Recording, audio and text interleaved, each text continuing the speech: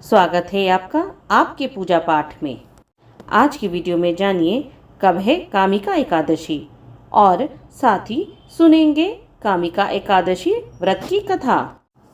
सावन माह के कृष्ण पक्ष की एकादशी तिथि 30 जुलाई को संध्या काल 4:44 पर शुरू होगी। वहीं इस तिथि का समापन 31 जुलाई को संध्या काल 3:55 पर होगा। अतः 31 जुलाई को कामिका एकादशी मनाई जाएगी। चलिए अब श्रवण करेंगे कामिका एकादशी महात्म्य। कुंती पुत्र धर्मराज युधिष्ठिर बोले कि हे भगवान, मैंने आषाढ़ माह के शुक्ल पक्ष की देवशयनी एकादशी का सविस्तार वर्णन सुना। अब आप मुझे श्रावण मास के कृष्ण पक्ष की एकादशी की कथा सुनाइए। उस एकादशी का नाम क्या है तथा इसकी विधि क्या है? इसमें कौन से देवता की पूजा होती है? श्री कृष्ण भगवान बोले कि राजन, इस एकादशी की कथा कहता हूँ, ध्यान पूर्वक सुनो।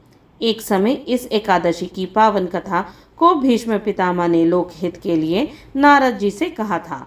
एक समय नारद जी ने पूछा कि हे पितामह, आज मेरी श्रावण के कृष्ण पक्ष की एकादशी की कथा सुनने की इच्छा है। अतः अब आप एकादशी की व्रत की कथा विधि सहित सुनाइए।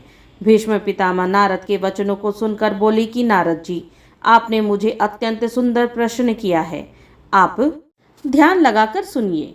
श्रावण मास के कृष्ण पक्ष की एकादशी का नाम कामिका है। एकादशी की कथा के सुनने मात्र से ही वाजपेय यज्ञ का फल मिलता है। कामिका एकादशी के व्रत में शंख चक्र गदाधारी विष्णु भगवान की पूजा होती है। जो मनुष्य इस एकादशी को धूप दीप नैवेद्य आदि से भगवान विष्णु की पूजा करते हैं, उन्हें गंगा स्नान के फल से भी बड़ा फल मिलता है।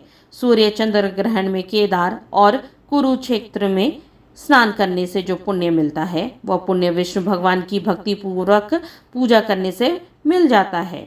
श्री विष्णु भगवान के पूजन का फल समुद्र और वन सहित पृथ्वी दान करने और सिंह राशि वालों को गोदावरी नदी में स्नान करने के फल से भी अधिक होता है।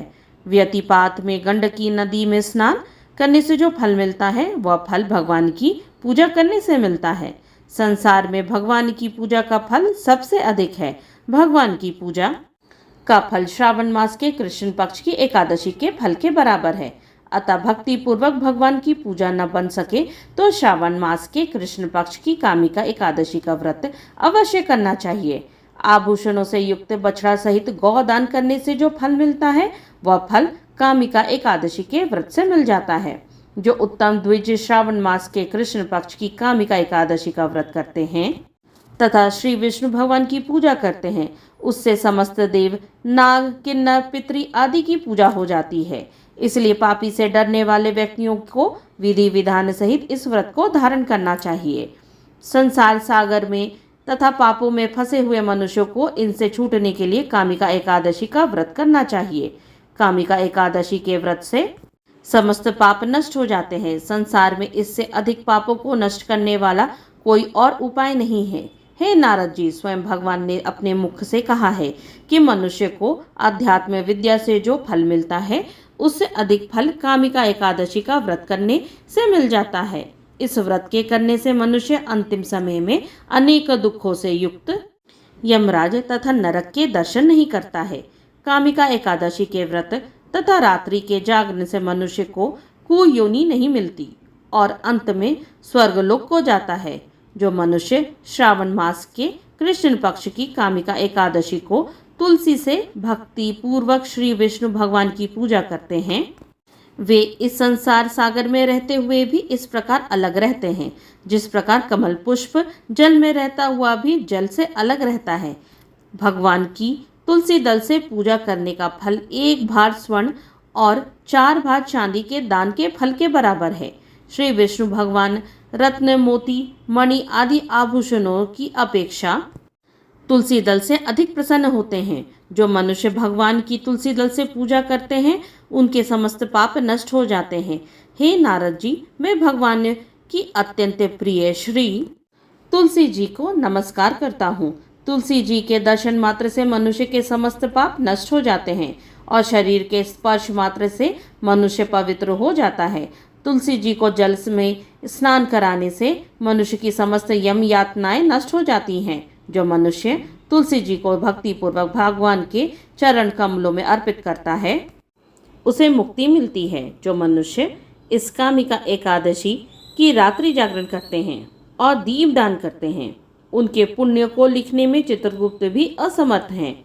जो मनुष्य एकादशी के दिन भगवान के सामने दीप जलाते हैं उनके पितरी स्वर्गलोक में सुधा का पान करते हैं। जो मनुष्य भगवान के सामने घी या तेल का दीपक जलाते हैं उनको सूर्यलोक में भी सहस्त्र दीपकों का प्रकाश मिलता है। प्रत्येक मनुष्य को इस एकादशी का व्रत अवश्य करना चाहिए। इस व्रत के करने से ब्रह्म हत्या, ब्राह्मण हत्या आदि के समस्त पाप नष्ट हो जाते हैं और इस लोक में सुख भोग कर अंत में विष्णु लोक को जाते हैं। इस कामिका एकादशी के महात्म्य के श्रवण व पठन से मनुष्य स्वर्गलोक को जाते हैं। एकादशी महात्म्य के अंतर्गत कामिका एकादशी महात्म्य की कथा समाप्त हुई।